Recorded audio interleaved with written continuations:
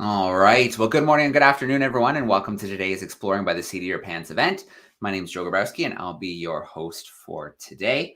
Really excited to be able to take a little virtual field trip today. We've got a crazy month of April still on the go. I think we've had about 35 live events for classrooms across North America to join into, and still many more to come. So if you do have some time, make your way over to exploringbytheseat.com. You can find all the events we have coming up, where to register, and we'll be announcing all of the May events really shortly.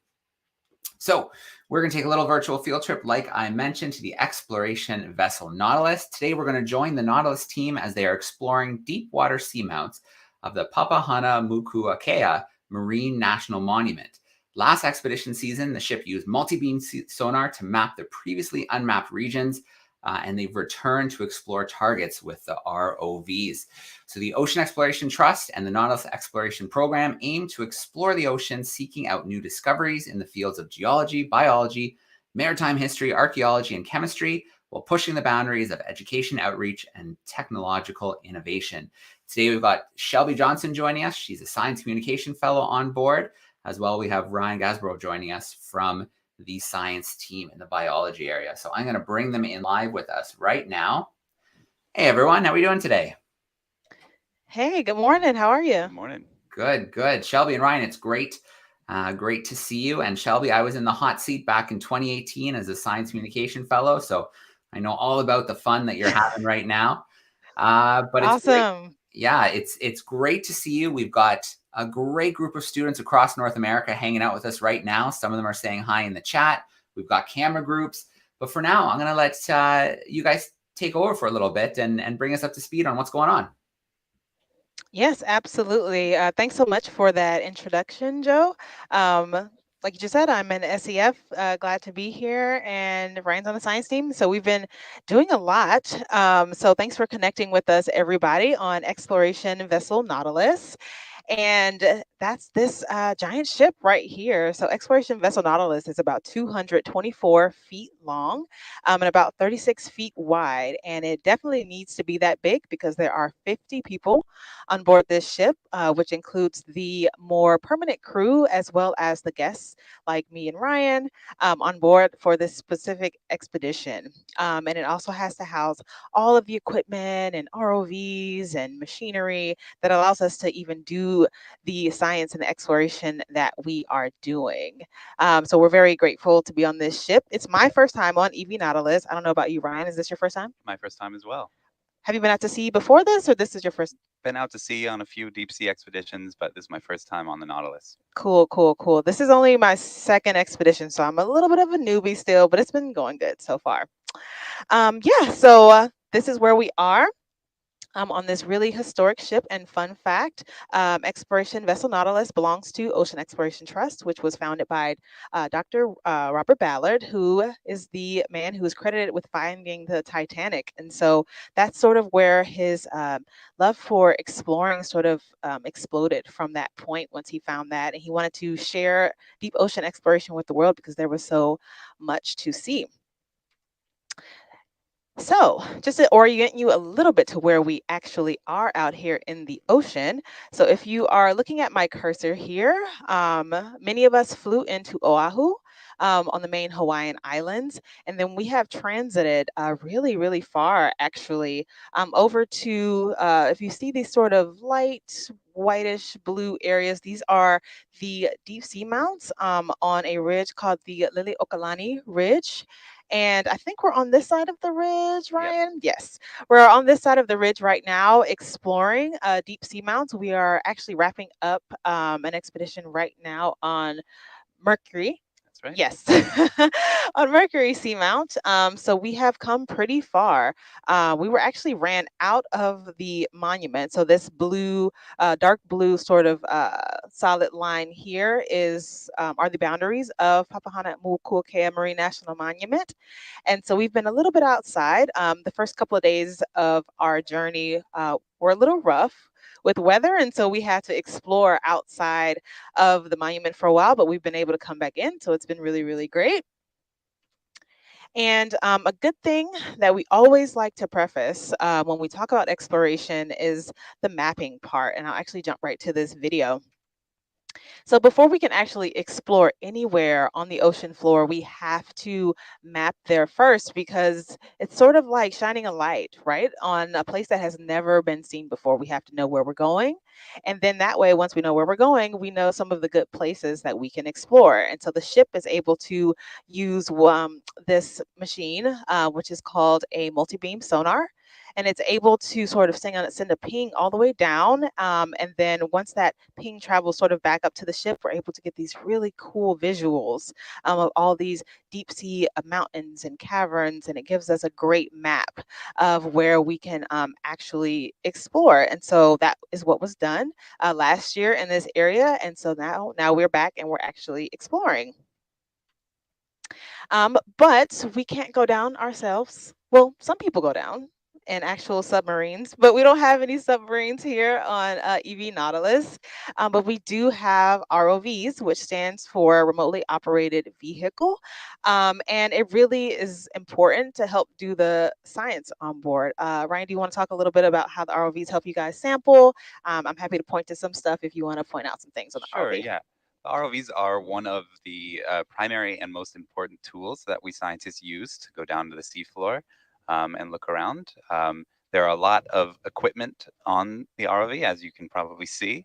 So it's some pretty heavy machinery, but we use a lot of different things on here. There are a number of lights and cameras, so we get beautiful imagery of the seafloor. We can get really high resolution pictures and video of the different animals and geological features of the seafloor.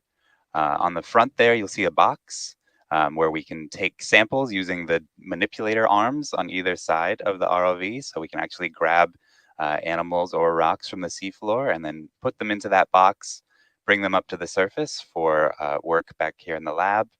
And also on the ROV are a number of sensors as well. So we can learn a little bit about the chemical and physical environment down there. So there are temperature sensors, depth sensors, there's an oxygen sensor. And so that tells us a little bit more about the environment where we're sampling these different animals and rocks. Yeah, let's see if here's a video where you can kind of see a more 360 view of Hercules. You can see more of those wires and sensors that Ryan was just telling you about. And I think this actually kind of explodes. Oh, there it goes. Okay. And you can really see how intricate Hercules is. It takes a lot of pieces to sort of make Hercules work and do all the things that we need him to do, because we can't go down ourselves, although I'm sure sometimes we wish we could, but we cannot. So this is just a cool sort of video diagram of all the pieces of Hercules. And what you're going to see next is actually a video of another ROV that we have, which is Argus. Do you want to talk a little bit about Argus and why Argus is important? Yeah, so Argus is the second ROV. It sort of floats above Hercules and is connected to the ship's tether. So it gives us an eye in the sky so we can look down at Hercules, which is nice for getting some really cool shots and videos. But it also, maybe more importantly, takes all the movement from the ship and it's yeah, kind of keeps Hercules from like swinging around. Yeah, I guess you think about it as it's bouncing on the waves is sort of heaving, or we call it moving up and down. And so the tether connected to Argus takes up most of that heaving, and then there's another tether down from Argus to Hercules, which sort of stays a little bit more in place because we have that Argus system. Yep, that's very, very important. Just like Ryan said. Let's see if I can actually find a good. We can start here. Yeah.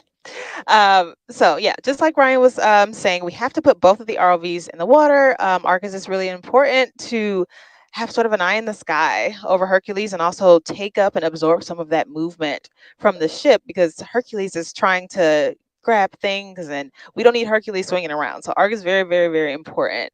And so when we are getting ready to deploy these ROVs and launch them into the water for each dive, we use these cranes, but mostly just the white one. I don't think we've even used the yellow one. Yep.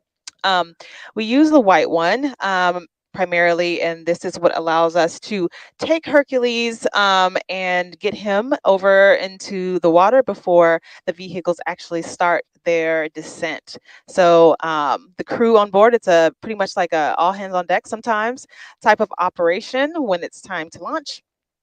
And the crew on deck sort of handles the first part of getting Hercules into the water. And then once Hercules gets down to a certain depth, about 50 meters or so, then it sort of switches over and the ROV pilots take over.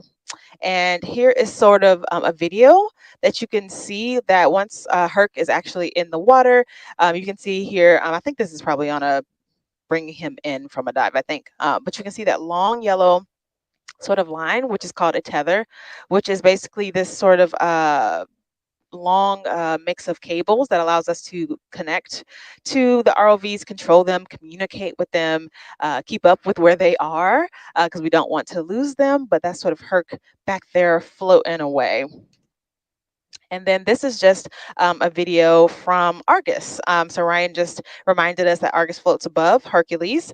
And so we're able to get those really good pictures from sort of that top view of Hercules. And then once we get down there, we're able to see some really cool things, which I think this is a crab with a sponge on it, but I could be wrong. Type of coral, actually. Type of coral. See, this is why I have Ryan.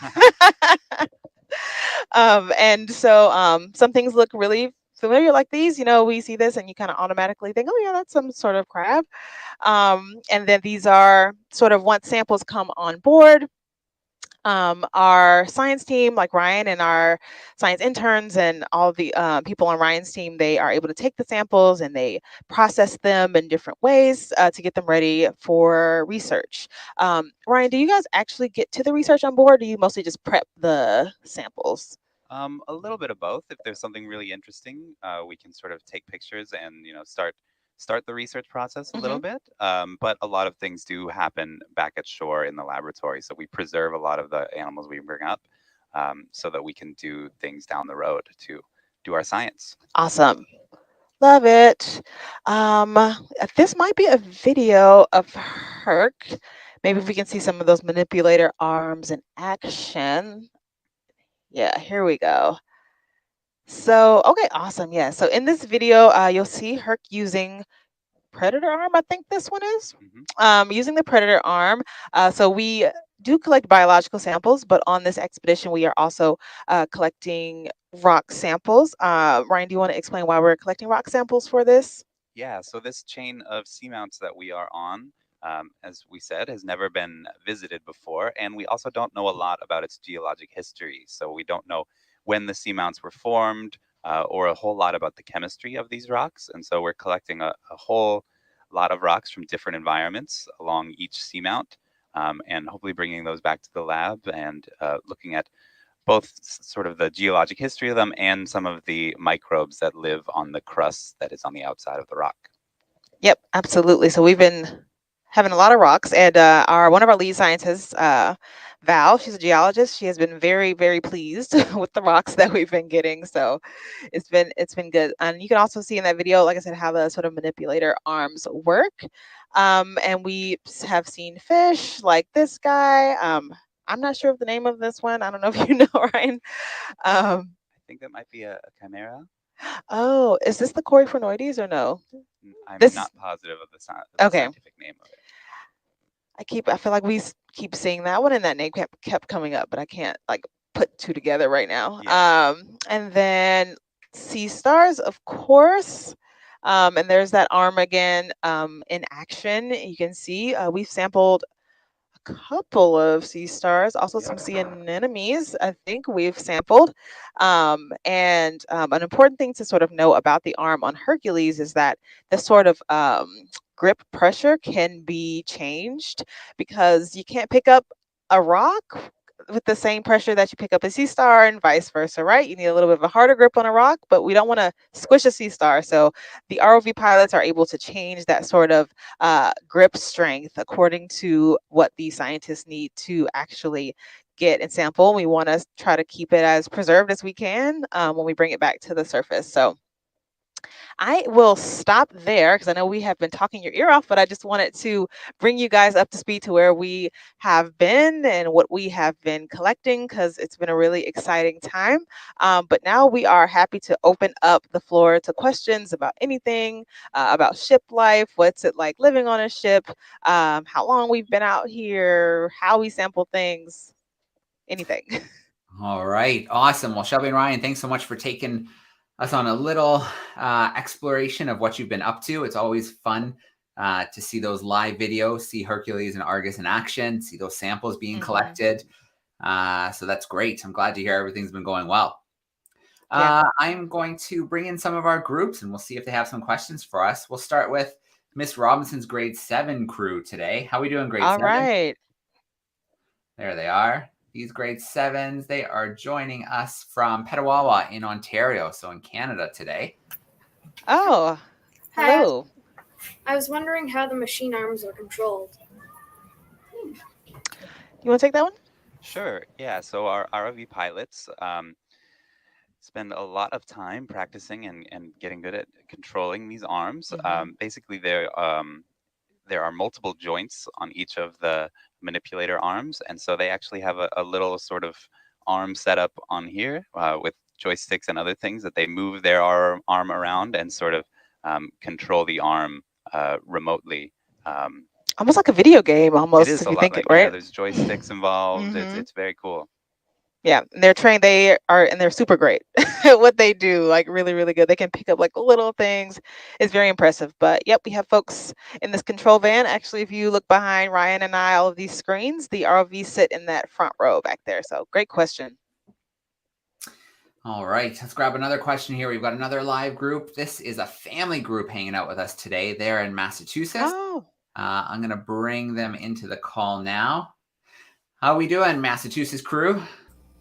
Good. Good. Does anybody Hello. Hi. You look cozy. I know. I need the blanket cold where we are. Nice. You have a question? Here's a question for you. Go for it. All right, go ahead. How do you build the robots?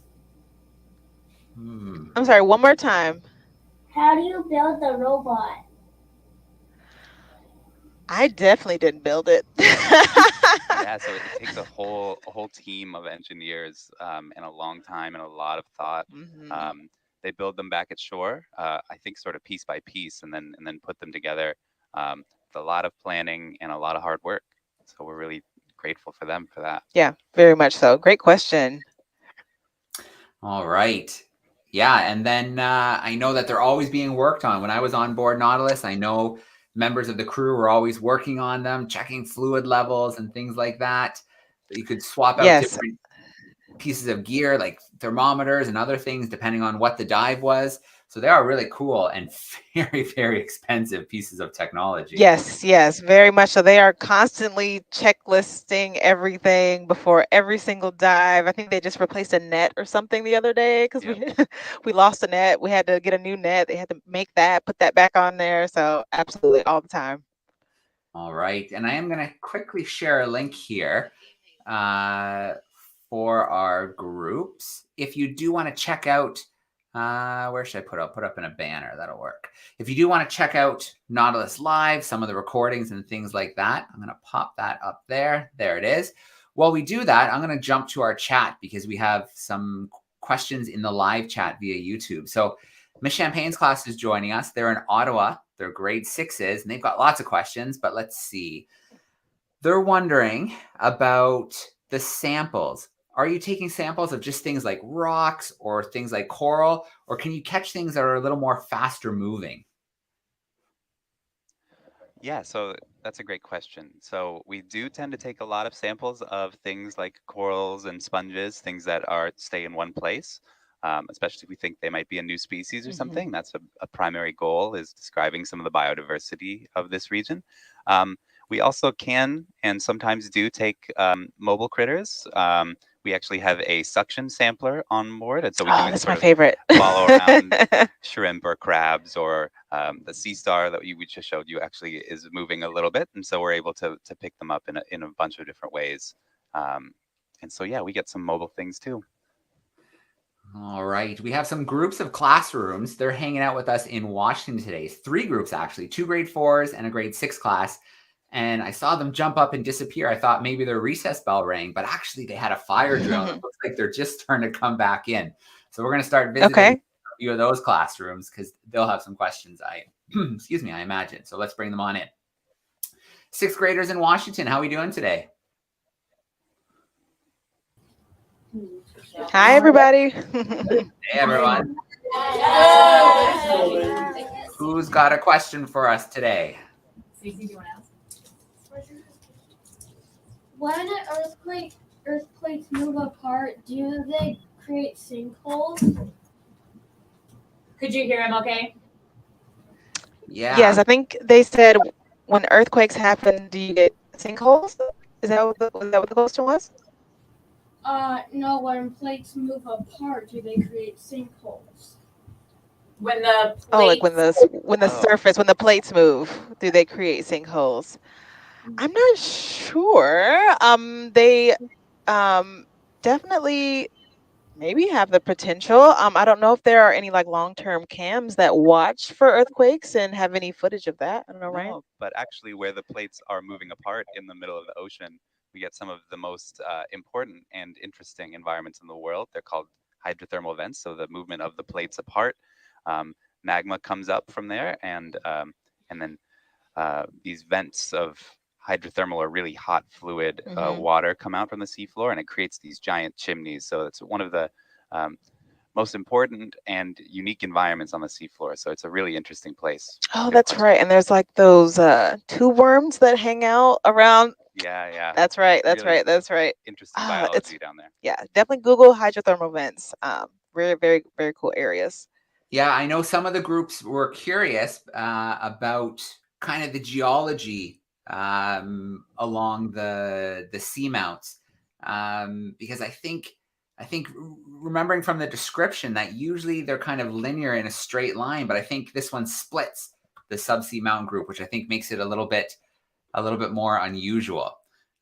Yep, that's sort of one of the main reasons why we're here, right? Yeah, and it sort of is a fork, and so we're going on both the western and eastern side of this fork, getting rocks to date and look at the geochemistry of them and sort of figure out their history. Yep, trying to figure out why it's split, and that's definitely one of the main objectives. So yeah, it's a very interesting ridge feature. All right, Miss Miley's 4th graders in Washington back inside with us. I hope it wasn't too cold outside. I think I saw some hats when you were heading out. Hello, everybody. Hi. 4th graders. All right, Maddie, you want to come up and ask your question? Yes, I said yes.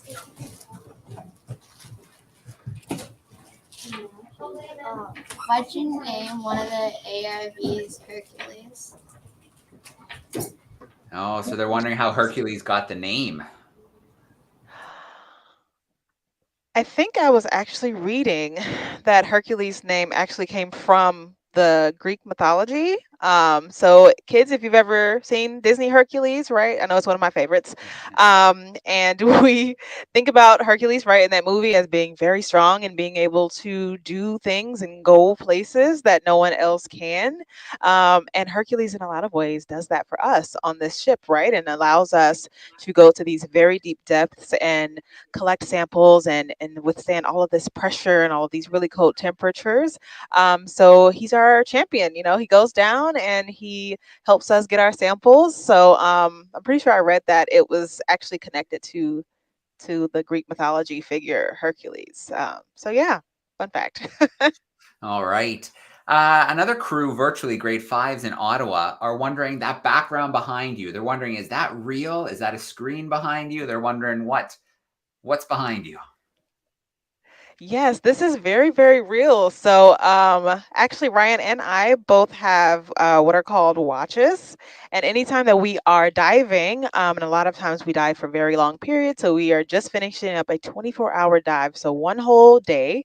But the ROVs do not sleep.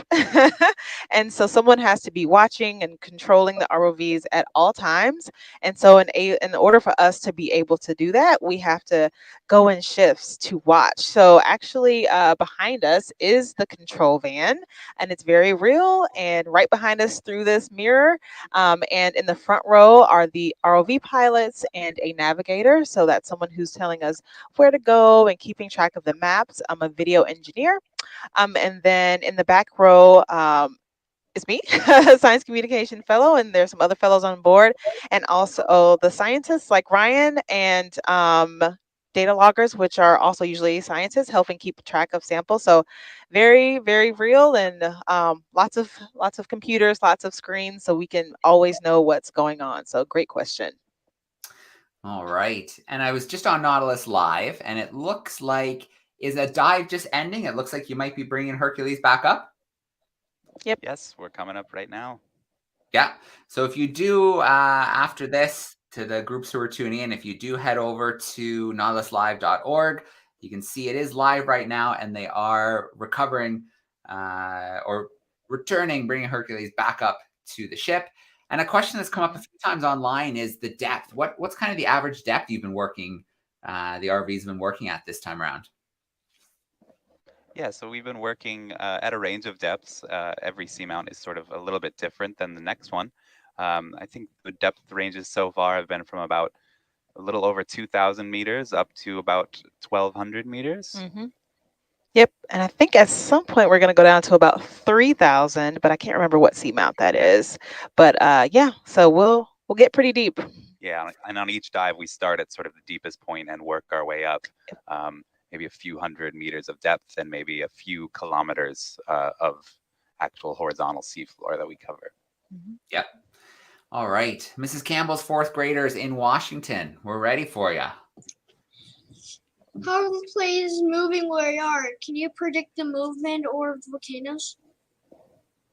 So how are the plates moving where you are? And can you predict movement or volcanoes?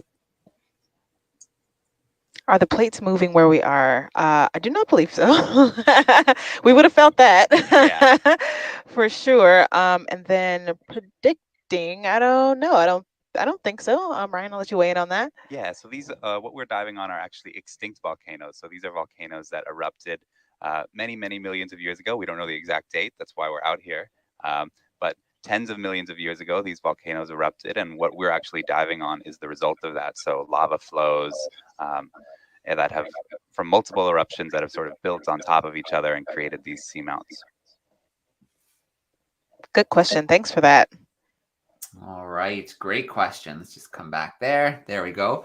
Yeah, great question. I know that this group in particular is really interested in the geology. I know that they're studying, I believe they're studying landforms and stuff happening underwater. So it is kind of neat to explore regions like this one where I guess a lot of the action was in the past, but you can still get a lot of details and get a lot of information from the rocks and formations that have been left behind. Certainly, yeah, they leave behind a really clear record of what happened in the past. And so we cut these rocks open and look at them, and there's sort of a window into many millions of years ago, which is very cool. Now, just kind of quickly, because I know our time's running out, but if there's any classrooms that might have a follow-up question, we can maybe grab one or two more questions, and then we'll have to wrap things up for today. But if you haven't, give me a wave at the camera so I know to come back to your class. If you do have another question, I can also grab a question from YouTube. But I don't see. Oh, yeah, there we go. Miss Robinson's grade 7s. Go ahead. If an ROV were to malfunction during a dive, what would the protocol be to repair it? I guess it depends on what happens too.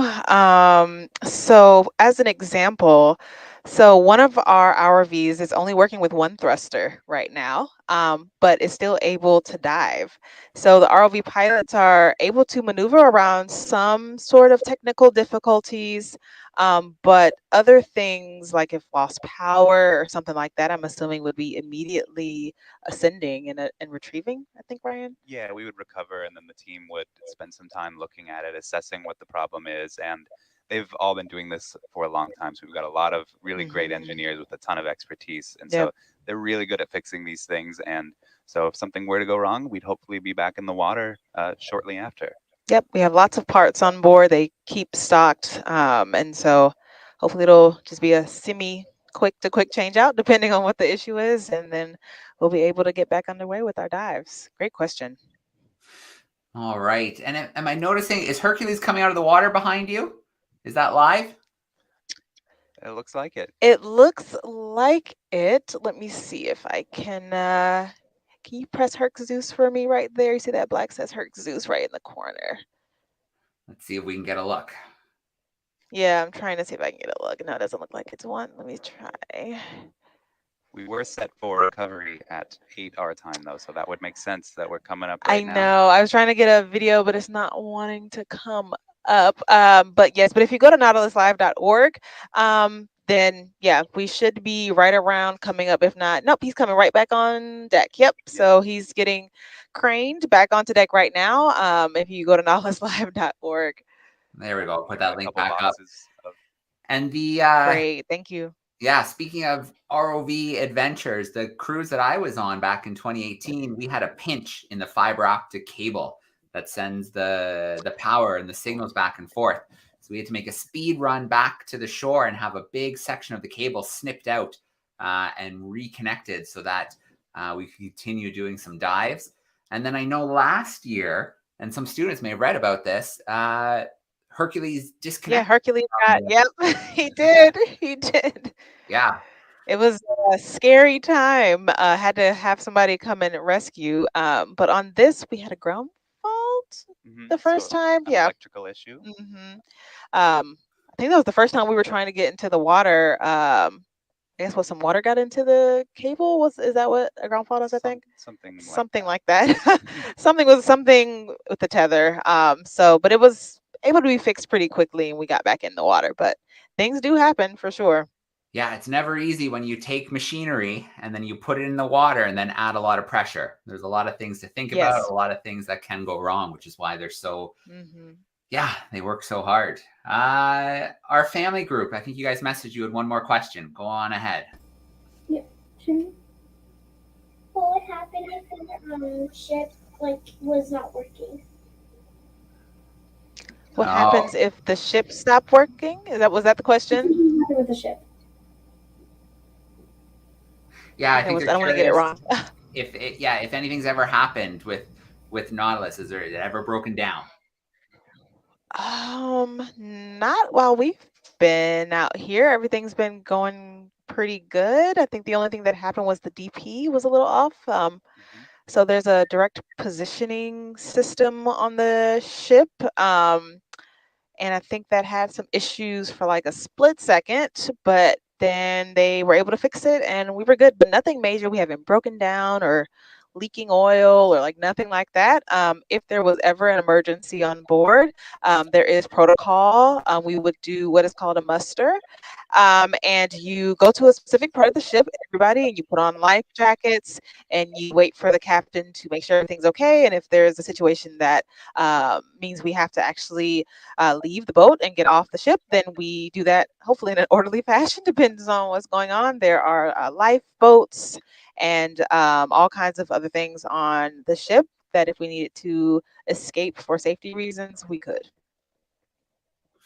All right. And we'll wrap up with a final question here that's come up multiple times in the chat. Sharks. Okay. Were you lucky enough to see any sharks on any of the dives? We have seen one shark so far. Ghost shark? No? Or did we seen see a ghost shark? Did you see some? That's right. Spiny dogfish. Yes. Which is a species of shark. So if you Google that, that's a species that we saw on one of our earlier dives on this expedition. Yeah. I think in the past they've seen white tips. White tips are common out here. Yeah. When they were retrieving, I think, the ROVs, but we haven't seen any yet though. Okay, very cool. Well, I want to start off with a big shout out to the groups tuning in via YouTube. Thank you so much for sending in so many great questions today. To our camera classrooms, as per usual, you are awesome with your cameras. If you want to wave, I'm going to bring a few of you in. You can give a big wave there. There's some of them. Thanks for joining us today, everyone. It was great to see you. Finally get the wave. Thank you, Thank you all so everyone. much. We appreciate it. Shelby and Ryan, thank you so much Enjoy for the a rest great of session school. today, and good luck with the rest of the expedition. Yeah, no problem. Thanks so much for having us, Joe. Thank All you. right, have a great time out there. Thank you. All right. Bye.